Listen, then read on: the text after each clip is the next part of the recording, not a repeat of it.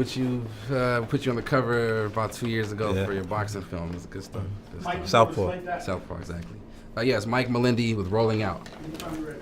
So first of all, gentlemen, how are you doing? Good, man. Good. It's always good to sit down with you guys. You know, one thing I really loved about this film is that it took on an element that felt really true to reality.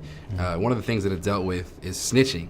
So I'm just curious if there is ever a time when you feel like it's permissible or okay to snitch to the police. Well, I think no. I think if you involve yourself in that lifestyle, that you should actually stick to the lifestyle and to that rule. The rules are how you do things, the engagement. What happens with O'Shea's character, Donnie, in the actual film, I actually looked at that character like I would have played it because he has an interesting twist and plot at the end, and I didn't want to do it because of that. Wow. I didn't want to do that. Wow.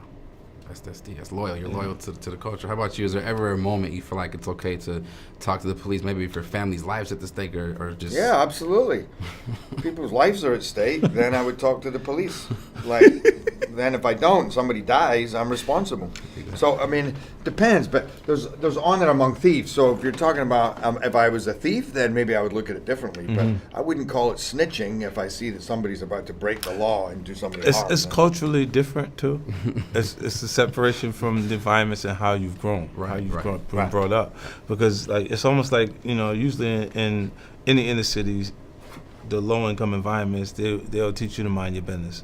Because it'll bring you more than you actually want. Absolutely, for sure. Another thing I love about this film is that it has dealt so much with huge guns. What was it like training and getting the first-hand experience with these guns? Oh, it was the what's the name, the saw and stuff like that. Really big gun he put on the hood of the car. It was written originally that I actually got out the car with that gun.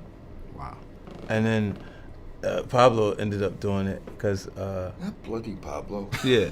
Because I'm like this, I'm fine with it. Because the way we built the project, there's a lot of lines that Pablo said that were actually my lines. But what I did was physical action.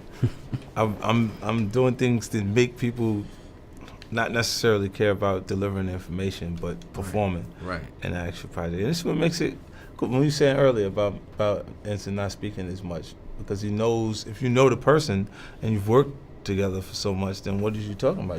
It's already a given. Absolutely. Yeah, true. Yeah. So Gerard, talk a little bit about just, you're working with 50 quite a bit. You're working with people, you're working with black folks, and people are probably recognize you out in the streets a little bit. So what has been the experience like working with people like 50 Cent, just working with the culture, per se? I love it. And a lot of my most successful movies have been, as you say, working with black folks. Like working with Jamie Foxx, working with Morgan Freeman.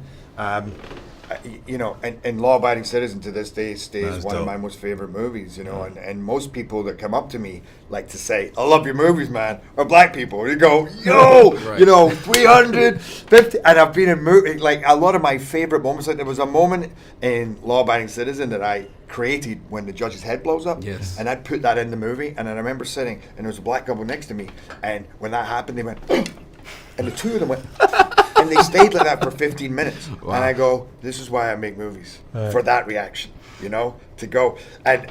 So anyway, and we had a really diverse cast in this, so between 50 and O'Shea and Mo McRae, who was one of my boys, who's one of the most sound dudes on the planet. Like, I love this guy.